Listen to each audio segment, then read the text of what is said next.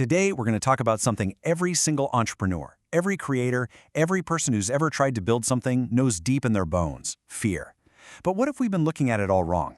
We're going to dive into how you can turn that feeling from your biggest enemy into maybe your most important ally.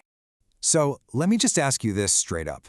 Have you ever had that feeling that your own brain is, well, that it's secretly trying to sabotage you? You know what I'm talking about. It's that 3 a.m. wake-up call drenched in panic.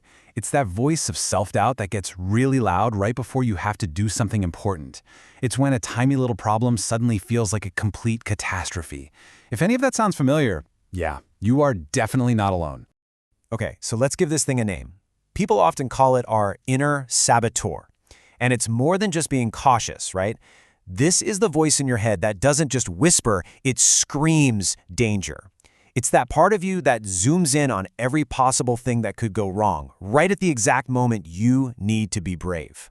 And this constant fight inside your own head, it's not just a little stressful. The consequences are huge. It leads to total burnout. It throws you into analysis paralysis, where you're so afraid of making the wrong choice that you make no choice at all. And, maybe worst of all, it can convince you to walk away from these incredible, game-changing ideas. It is just exhausting. But what if we've got this all wrong? Here's the big shift, the central idea for today. What if that saboteur isn't a villain trying to mess you up? What if it's actually an ancient, very overprotective bodyguard? See, this is the entire mindset shift right here. We stop seeing this internal voice as a villain, as something trying to stop us, and instead, we see it as a bodyguard. Now, it might be an outdated bodyguard, maybe a little clumsy, using old-school tactics for a modern world, but its core mission is simple. It's just trying to protect you. And to understand why, you have to get this one crucial thing about your brain. Its number one job, its prime directive, is not to make you happy. It's not designed for success or fulfillment. It is designed, first and foremost, for one thing: survival. This hardwiring for survival creates something called the negativity bias. And I absolutely love this quote from Dr. Rick Hansen, who says, "Our brain is like Velcro for negative experiences, but Teflon for positive ones." Think about that. It's designed to cling to every bad thing that's ever happened, because that's what kept our ancestors alive. And the headquarters for this whole fear operation, it's a tiny part of the brain called the amygdala. The best way to think of it is as your brain's ancient, super sensitive alarm system. It spots what it thinks is a threat and immediately smashes the panic button, triggering fight, flight, or freeze long before your logical, rational brain even gets a say. So here's where the problem kicks in. You've got this ancient bodyguard with its ancient alarm system trying to navigate our completely modern world. It was built to deal with saber-toothed tigers, but now it's freaking out over cash flow spreadsheets and critical emails. I mean, look at this mismatch. A saber-toothed tiger? That's an immediate, physical, life-or-death threat. It triggers what's called an amygdala hijack, that fight-or-flight response. But a modern threat, like a dip in your cash flow, it's abstract, it's psychological, and yet your brain's response is exactly the same. The bodyguard's advice for both is basically panic now, which, doesn't really help when you're just looking at your laptop. And the real-world toll of living with this constant low-grade panic is, well, it's staggering. A study out of UCSF found that entrepreneurs are a full 50% more likely to report having a mental health condition. This isn't just a feeling, it's a documented reality of the entrepreneurial journey.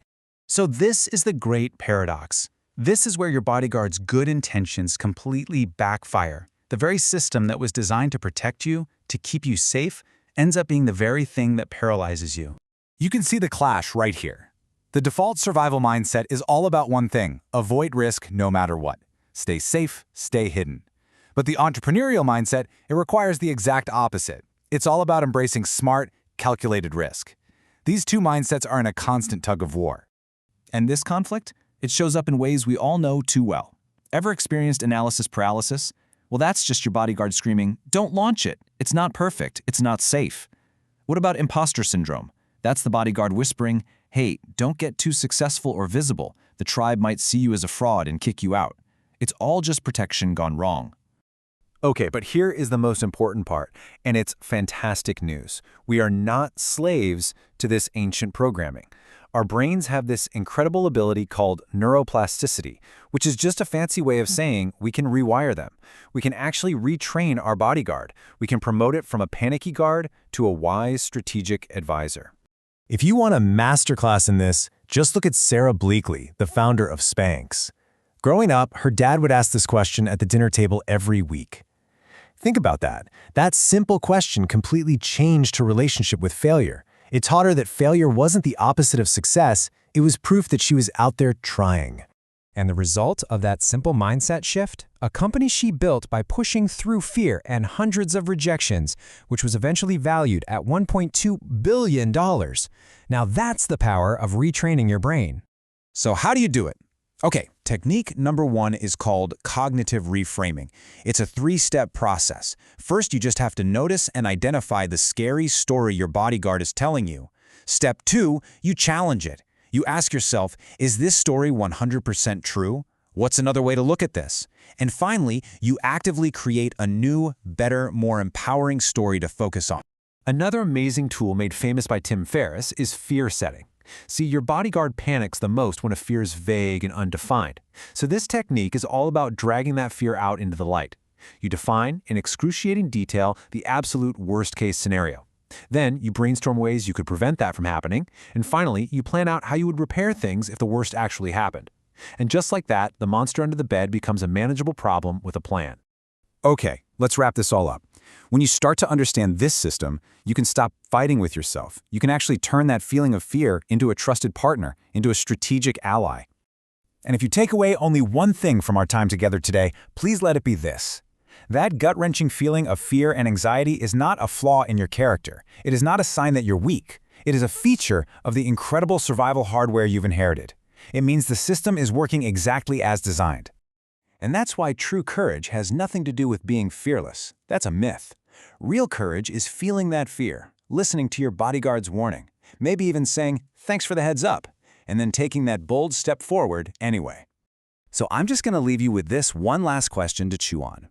What would start to change for you, maybe even today, if you stopped treating your fear like an enemy to be conquered and started treating it like your most loyal, most trusted ally?